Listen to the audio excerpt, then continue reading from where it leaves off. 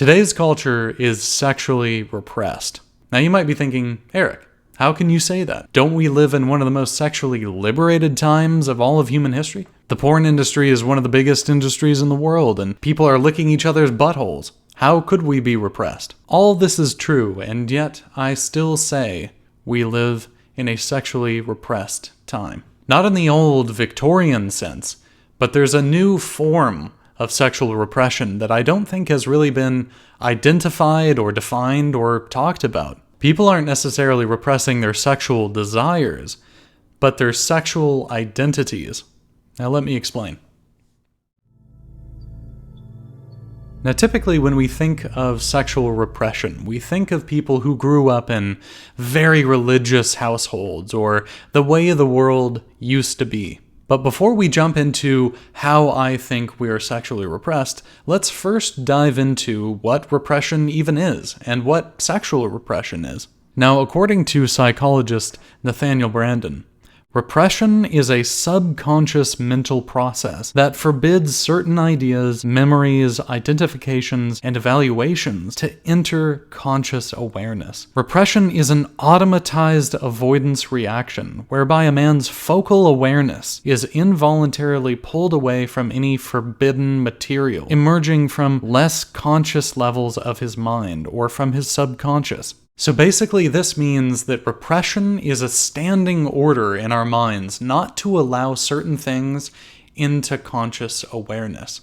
It's like a mental wall we build around something that we do not want to allow ourselves to see or recognize. So sexual repression would be the exact same thing, but applied to the subject, act, and experience of sex. When we think of sexual repression, we think of people in the past who bottled up how they felt. There was a lot of shame and stigma surrounding the whole subject of sex. You can really see repression active in the way the world used to be just in the fact that people did not want to talk about the subject.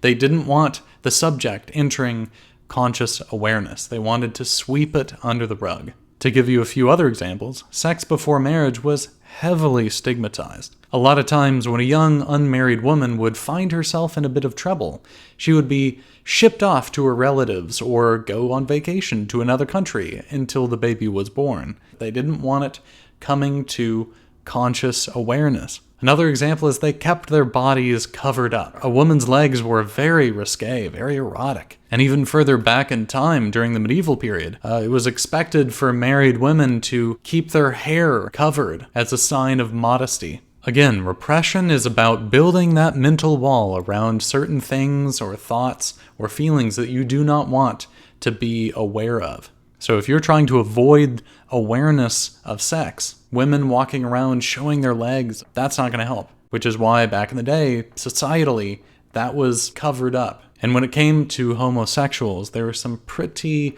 severe levels of stigma and shame. There were all kinds of bizarre treatments for homosexuality back then, like strange chemical injections that people would sell, or, shock therapy to try and shock you back into, heterosexuality. And unfortunately, there was definite cases of forced castration. So in essence, when we think about sexual repression, we think about the old days when there was a tremendous amount of stigma and shame surrounding the act and the expression of sex.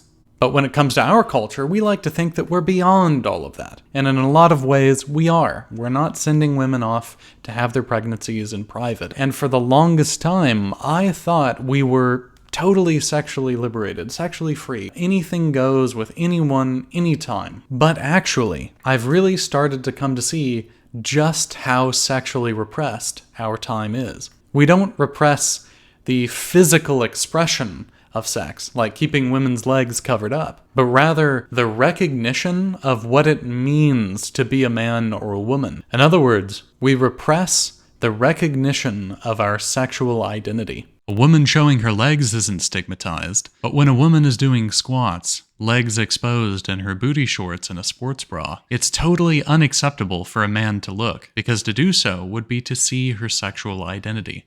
In the past, it was unheard of for a woman to carry her own bag, but today it's unheard of for a man to carry a woman's bag for her, because to do so would be to see her sexual identity. It's not the physical act of sex or revealing skin that we repress, but finding any significance or meaning or pleasure in the dynamic between men and women. We repress seeing our sex as important. I'm going to go through a bunch of different examples broken up into 3 different categories, so bear with me. We repress identifying the differences between the sexes. We are told explicitly that men and women are the same, that the only differences between them are irrelevant genitalia. When a woman is struggling with something heavy, like her luggage in the overhead storage compartment on an airplane, usually men do not help. It's not that men don't see this, or are just jerks and doing nothing about it. It's that we have been raised to not see the fact that we could do it easier than she could, to not see the fact that we're taller and stronger. We're taught not to draw attention to the fact that we're different. We're taught that it's demeaning to women, that it's taking away their independence if a man is to do something on her behalf, especially something that draws attention to the differences between men and women. You try to offer to help her with a problem, and she gets defensive, saying, "Oh, you think I can't do it on my own?" When you flirt with a girl on a dating app, she defensively assumes you just want to use her for sex.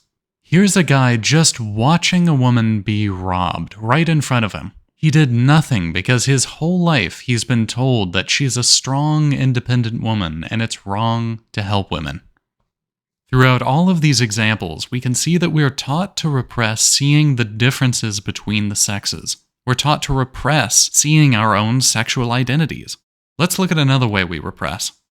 We repress seeing people as sexual. Men and women are different, not just in our genitalia, but our whole bodies. So if we stop ourselves from seeing that, we stop ourselves from seeing the sexual identity of the body. We're told that it's objectifying to see a woman in a sexual way. We're seeing her as a piece of meat. Men are shamed for approaching women because they find them attractive, saying that that's a shallow reason to approach any woman. Men flirting is seen as creepy. Men even looking at women is seen as creepy and unacceptable. Game companies and even comic book artists are now priding themselves on making their female characters ugly, because there's a growing stigma around men enjoying looking at women. In basically all of these scenarios, we're told that this is sexualizing women. If you ask someone what that means, typically they'll say something along the lines of, "You are seeing women as only sexual beings." But really what this phrase means is to not see women as sexual beings. When you like seeing attractive female characters in a movie or a video game, that's wrong. What men are being raised to believe is that it's shameful to see women as sexual at all. And on a personal note, I have been called sexist for offering to make my own girlfriend dinner. A girl I took out for dinner chastised me because I spoke to the hostess rather than just stayed silent behind her. When I called one of my girlfriends beautiful, my friends at the time called me sexist and that I was objectifying women. I have been attacked so many times for treating women like women and for being respectfully affectionate. And all of this is a horrible injustice to women. Watch a TV show, play a game, watch a movie. All of the women are dressed and act like men. The whole female sex is being erased. In older art, it was always such a contrast when a woman was seen on screen. She was sexualized, not in the fact of wearing a bikini, but in the sense that she was presented as a woman, as her sex. She acted like a woman, not like a man. Whereas today, we have things like the Woman King. Whether or not this is historically accurate is irrelevant. What's relevant here is that people saw this and thought, hey, let's make a movie out of it. But not just any movie, a movie that's supposed to be seen as pushing boundaries, as breaking down social barriers. It's supposed to be seen as cutting edge, forward thinking. And what boundary they're pushing is our ability to identify and conceptualize the difference between men and women. The more we have the men acting like women and the women acting like men in our movies and TV shows, the more cutting edge people see it, and the more comfortable people are with it. Compare that to the roles like Lucia in Gladiator or Vian in Chocolat. They're capable and smart, but also delicate and beautiful. A woman can be strong in character and central to the dramatic action, but in a way that honors her nature as a woman, with grace and beauty and fragility. Paradoxically, there are more females in film now than ever, yet at the same time, there are no feminine roles. There's just a bunch of sexless people. This is what I mean by sexual identity being thrown out the window. They're erasing women from film. We believe that it's wrong to present women as soft, delicate, beautiful, and sexy. We're taught that for a woman to be presented as a woman, she's lesser, that you have to have a woman act like a man to be respectable. That's a profound disservice to women. The Woman King. What's wrong with being a queen? Through all these examples, we see that we repress seeing our sexual nature as men and women. We're taught to see men and women as the same. Let's look at another point. We're taught that sexuality is a social construct. We're disconnected from our own body, from our own sexual identity. I'm not going to be looking at my body, my sex, as relevant to my life at all because I've been told that it's an irrelevant factor. We're told that our sex is just chromosomes and hormones and nothing else. The ideas of sex and gender are totally separated now. The idea of gender is just this vague, floating abstraction that can just mean whatever the hell you want it to mean. The whole point of all this is to detach us from our own bodies. Our sexual identity being relevant to life is just a completely foreign concept today. And because of it, we see what we do with our bodies as totally subjective. If men want to paint their nails, talk with a high-pitched voice, wear dresses, makeup, whatever, it doesn't matter. We see what we do with our bodies as totally subjective and ultimately meaningless. Everything that I have gone through are just some of the examples of how we repress recognizing our own sexual identities and recognizing the sexual dynamic that exists between men and women. Our culture has raised us to feel ashamed of seeing the differences between men and women. But here's the big question. Why is that important? Why is it important to see the differences between men and women? Why is it important to see our sexual identities? Well, first, let's dive into sexual identity. Then, let's talk about how that fits in with our culture today. Our psychologies are massively impacted by our bodies. While we are all humans, we're not just human blobs. We're a human female or human male. Our sexual identities aren't just this thing on the side, apart from being a human or apart from your personality. Your sexual identity is part of your identity as a whole. Here's another quote that talks about it. While our sexual identity, our masculinity or femininity, is rooted in the facts of our biological nature, it does not consist of our being physically male or female. It consists of the way we psychologically experience our maleness or femaleness. In short, it's our physical nature that works to develop our psychologies, and whether we're male or female plays a huge part in that. And it's these differences between men and women that work to create sexual attraction. Men like the softness of women, and women like the hardness of men. It's in these differences that we get that sexual dynamic, which can be most clearly seen in the act of sex itself, which, if you reduce it to its absolute essential, is the man taking pleasurable action and the woman receiving that action. In today's world, we try our absolute hardest not to see these facts. But you see, these facts aren't just, some facts. They're actually really important. The thing that makes someone male versus female is not just genitalia. It's the whole body is different. The height, the muscle growth, the width of the shoulders, the facial construction. Everything about, a male or female body is different. The natures of our bodies really work to affect how we navigate the world. And because of it, that works to affect how our psychologies develop. I mean, there's a reason why men and women think so differently. It's not just coincidence. And when it comes to, the engagement between men and women, that dynamic between men and women, why it's important is because the act of sex is one of the most pleasurable acts you can engage in, and it's one of the deepest connections you can have with someone. We dedicate so much of our lives to being seen by the opposite sex, having sex, getting married, getting into relationships. It's deeply important to us in life. This isn't something we should repress or feel ashamed about, but actually recognize as being very natural, a natural part of not just human life, but life in general. The trees pollinating, the flowers blooming, the animals attracting each other with their songs and dances. When we repress our sexual identities, we're denying ourselves one of the biggest parts of what it means to be alive. Repressing our ability to recognize our own sexual identities affects the whole of our lives. Our sex isn't just this thing over here we can, accept or not. It's absolutely part of who we are. It's part of our identity as a person. When we repress it, we're repressing our ability to even know our own nature, to know who we are as a person. So now that we've looked at sexual identity, how does this apply to our culture? I've made the claim that we live in a sexually repressed culture.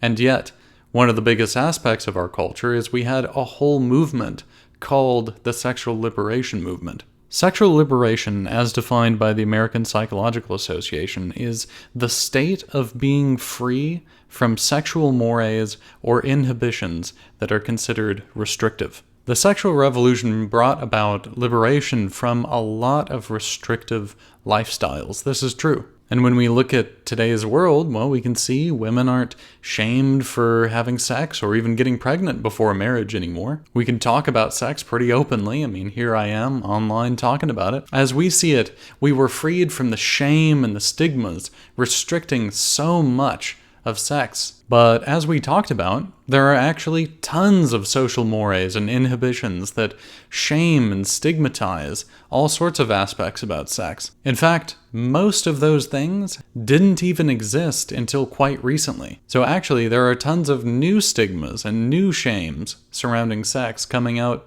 all the time. And I would say the arch stigma, the cardinal sin of our time, is to see and especially to enjoy the sexual dynamic between men and women. To recognize that men and women are different and that there's significance there. We like to think that we're sexually liberated, but I think what's much more accurate is that we simply traded one form of repression for another. In the past, being a man or a woman was part of life. It was always recognized. It would shape your career, your home life, what you wore, how you were raised.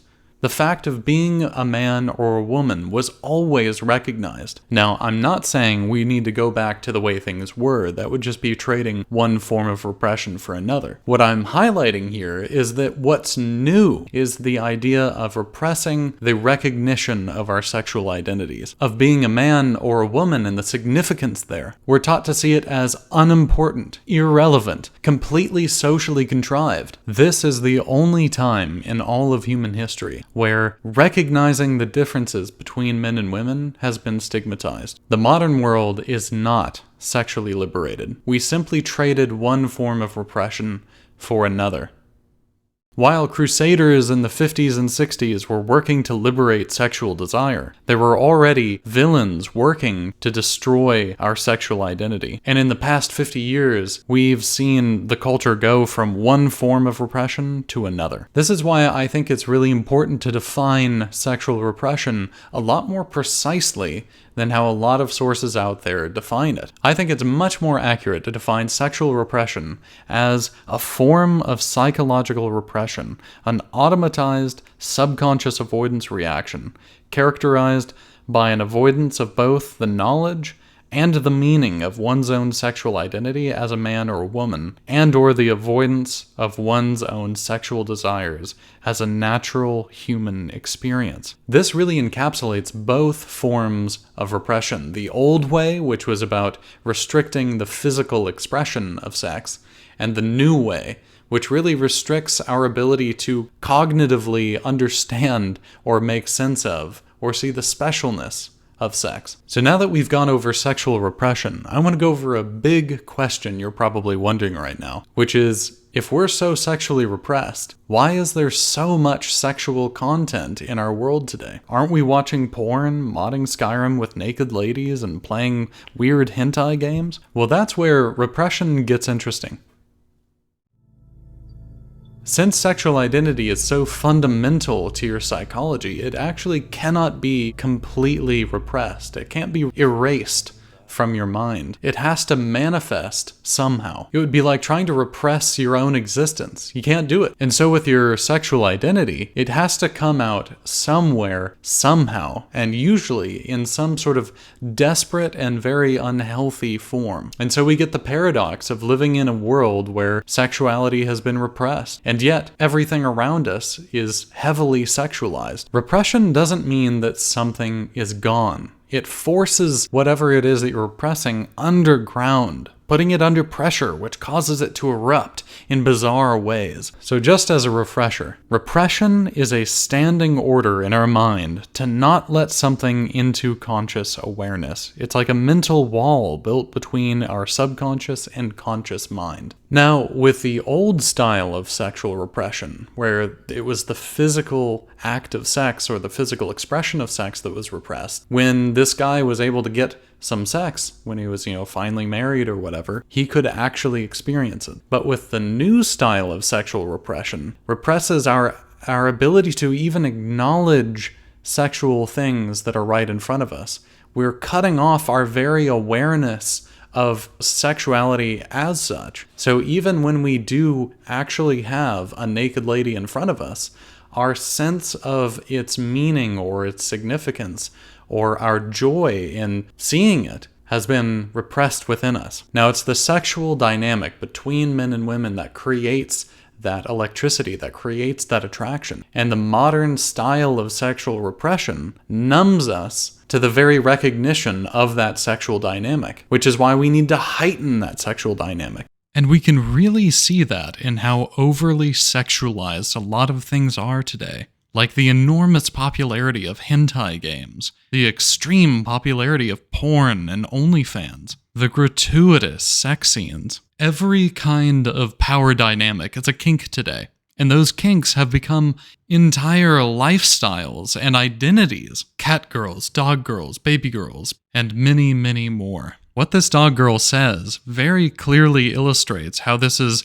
repression of our sexual identities. I feel like even if I wasn't doing the pup play, he would still have the ownership over me. The pup play is just the really fun part of it. She can't just be a human woman and sexually submit to this guy. No, because that would be recognizing the fact that she is a woman, that he is a man, and the important significance in that dynamic. She would be directly recognizing her own sexual identity and his sexual identity. But it's fine if she's a cat, right? It's fine if she's a dog or a baby. This is something that she wants, but she has to put on this whole new identity in order to not feel guilty doing it. She has to literally become a different entity in order to feel comfortable in a sexual relationship. It's not enough that she go into the bedroom with him and pretend to be a cat for a little while, for fun, to emphasize some kind of sexual dynamic. It's not enough. It has to be constant. It has to be a lifestyle. It has to be a whole new identity. Sexual repression necessarily leads to overcompensation, to taking things to a whole extreme, because trying to fake the sexual dynamic ultimately isn't satisfying. So they have to keep trying harder and harder and harder and harder until it's taken over your whole life. When we repress sex, we find it in the most inappropriate places in life, expressed in some of the most inappropriate ways, and almost always amplified to a ridiculous level. It needs to be amplified to overcome the numbness we have around our sexual identities. We're not allowed to recognize it, so we try to experience our sex in every other way we can. Modern sexual repression numbs us to sex and our sexual identities, which is why we see it erupting in bizarre ways and inappropriate areas of life. Now, when it comes to these kinds of issues, people say that we are desensitized to sex. Now, I think they're right to point out that these things are issues, but it's not desensitization. It's the consequence of repression. Like, our culture is filled with ideologies that are telling us that there's no difference between men and women and that we need to repress recognizing those differences. That's not desensitization. That's repression. Since we've repressed it in our daily lives, it's exploding in these niche areas in order to overcompensate for the fact that it doesn't exist where it should in our normal daily lives. Rather than experiencing it when and where we should, it's been redirected to bizarre and inappropriate areas of our lives, and it's amplified much more so to overcompensate for the absence of it in our daily lives. Now, I want to add something else to the nature of repression that absolutely applies to sexual repression, and that is, it isn't an on-off switch. You cannot just turn it off and on at certain times or given certain situations. You're either repressed or you're not repressed. Now, in today's culture, there's a lot of shame around men looking at women in public. If he looks at her, he's a creep. He's looking at her like she's a piece of meat, or he's objectifying her. People have this expectation that men should just completely repress the recognition of the existence of women when they go to the gym. But what's interesting is a lot of women will complain about their boyfriends not noticing when they've gotten a new haircut, or when they put on a new piece of clothing, or when they get dressed up all nice. They don't get any kind of recognition of how they look. And the reason for this is because when you tell a man not to notice women, to not look at them, to not see them, that's what's going to happen. You can't turn it on and off like that. You can't just say, don't look at any woman except your girlfriend. It doesn't work like that. Repression is either on or it's off. You can either have it in your head that it isn't okay to look at attractive women, or you can not have that barrier in your mind and you can allow yourself to feel and recognize the attraction that you do feel within you. This is one of the reasons why I think porn is so popular today. It's something totally private that a man can retreat into, and where he can feel safe to allow himself to feel feelings of attraction for women, or allow himself to enjoy women without having, other women around him condemning him for doing so. The Haktua girl is a really good example of how repressed we are. Men have basically no sexual recognition in our culture. You never hear about women doing things for men. It's never talked about. It's never even expected. Sex and relationships are all about satisfying her whims. Do you prefer missionary or back shots? Missionary. Why? You like it when they look at you in Because the the eye? guy does all the work. So when the Haktua girl said she'd do something for him, all the men online exploded with joy at the tiniest bit of recognition. You gotta give him that hawk too and spit on that thing. I saw this comment on a Haktua girl video, and it was the top comment, and I think it says a lot. As a married man, it's not about the act she is describing. It's her lack of man-hate. We're so used to women showing a total lack of sexual interest in men, a total lack of reverence or admiration or straight-up hatred, that when a woman shows us the tiniest bit of sexual recognition, men go insane. Another great example of repression and overcompensation is the phenomenon of women fantasizing about rape. It's not that women want this to happen, of course, but that raises the question, what's the fantasy about? Well, when you view it from the standpoint of overcompensation from repression, it actually makes a whole lot of sense. The fantasy is an extreme emphasis of a man taking sexual action. Sexually speaking, in strict essential terms, the man takes the sexual action, and she receives it. He initiates the sexual encounter. He penetrates her. He's the one who's taking that action, and she is receiving it. And you can see this in women's psychology as well. Like, women like to see a man take action. They want the man to ask her out. They want the man to initiate sex. They don't want to be the ones to do that because it emphasizes that sexual dynamic. So when you take the idea of a man taking sexual action to an extreme, to emphasize that to a ludicrous level, then you get a man breaking into her home and tying her up and having sex with her. Women today in our culture are taught to reject and to not to enjoy men taking that kind of sexual action. When he asks her out, when he takes her to dinner, when he opens the door for her, when he drives her to the restaurant, when he initiates sex, she's taught to see all of that as, at best, just sort of the practicalities of dating and the dating life. And at worst, it's seen as a kind of manipulation, like he's trying to get something out of her that he shouldn't want. He's trying to trick her. We are taught not to enjoy those kinds of things as part of the sexual dynamic. It's, at best, just this socially contrived necessity. And so the result of this is repressing enjoying that kind of dynamic. And yet, deep down, she's dying for it. She is really wanting to have that kind of dynamic, which is why a lot of the women who do think and say those kinds of things do end up actually having boyfriends and going out on dates. It's her nature to want it, and she's denying that for herself. And her repressed desires for this kind of dynamic boil out of her as these overcompensating extreme fantasies.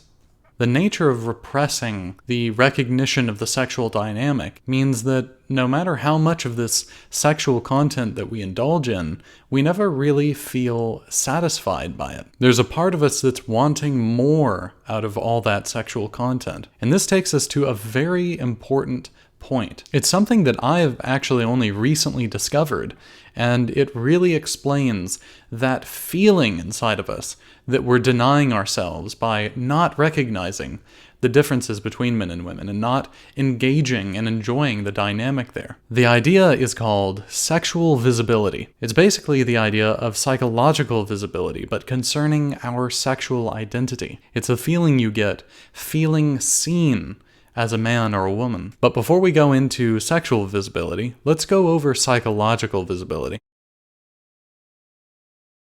Psychological visibility is a concept in psychology that basically means being seen for who you are or what you've done. It's that feeling of having been seen. You do a good job and your friend points it out. They see your effort and the value of the job you've done. You say something intelligent and somebody gets something out of it. They see the thought and the effort that you've put into whatever it is that you're talking about. You put effort into your appearance and someone comments on it. They see the effort and the thought that you've put into your appearance. These are little moments of getting visibility from people. Nathaniel Branden has another quote that really outlines psychological visibility. If I say or do something and you respond in a way that I perceive as congruent in terms of my own behavior, if I become playful and you become playful in turn, or if I express joy and you show understanding of my state, or if I express sadness and you convey empathy, or if I do something I'm proud of and you smile in admiration, I feel seen and understood by you. I feel visible.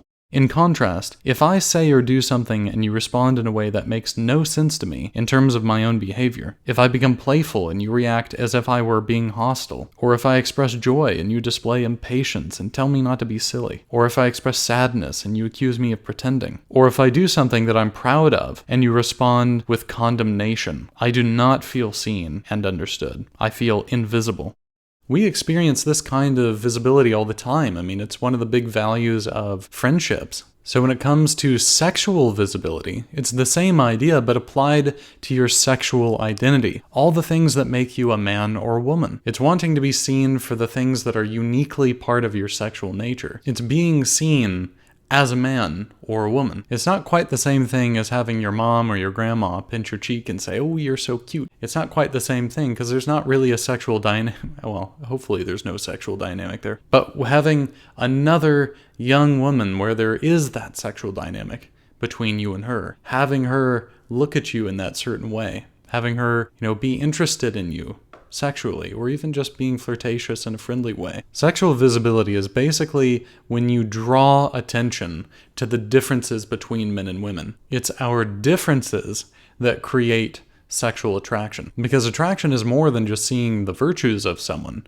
It's being sexually attracted to them, seeing their sexual identity and liking that. That special feeling you get when a girl looks at you in that special way, or when she flirts with you, or when she says how attractive you are. That's sexual visibility. Her desiring you not only for your virtues or your values or your worldview, but desiring you because of your sexual identity and being attracted to those qualities. And it's this kind of visibility that we just don't get anymore. When we tell ourselves not to recognize the differences between men and women, we obliterate our ability to give and receive this kind of visibility, which means deep down inside, without even really knowing it, we're dying for this kind of visibility. I mean, think about all the women who will go to such lengths to put on a beautiful dress, do their hair, do their makeup, and when you actually give them a compliment on that, they'll treat you like a creep. That right there is an example of how our culture represses our ability to give and receive sexual visibility. We're taught that it's wrong to recognize sexual identity, to recognize the differences between men and women, which is the very thing that creates attraction between us. This is one of the biggest reasons why dating is such a nightmare, is because the whole point of the interaction is to give sexual visibility, but in order to do that, you need to call out the fact that, these are men and women engaging in sexual relations here, or trying to. You can't really flirt. You can't really bring out that kind of visibility with each other because we're all taught that that's wrong. It's stigmatized to do that. And when you do end up in a relationship, that sexual visibility is still not there, which is one of the reasons why so many relationships today feel more like friendships with random sex than actual romantic relationships. Sex ends up being one of the few times that we actually feel like a man or a woman anymore, which is why you have so many men out there who really only get engaged in a relationship when they are having sex.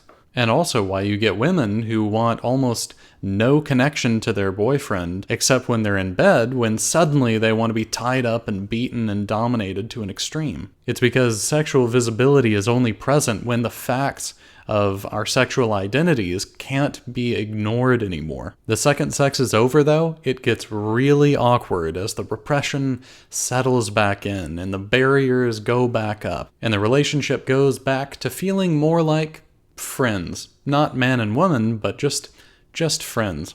Now, despite all our attempts to wipe out sexual visibility in our culture, we still want it. We still want that. Now, when it comes to normal visibility, we love it. We're eager to have people point out the job that we're proud of. We want our friends to hear about the day we've had. We want our parents to be proud of us. The same thing goes for sexual visibility. We want our lovers to see us, not just as friends, but as hot, sexy, and desirable. We want our lovers to see us as sexual beings. Think of all the things that we do to be seen by the opposite sex. That's us wanting sexual visibility, wanting to be seen as a desirable man or a desirable woman. And it's this interaction that creates attraction between us. And it's this very thing that we repress in ourselves, that we deny ourselves so often.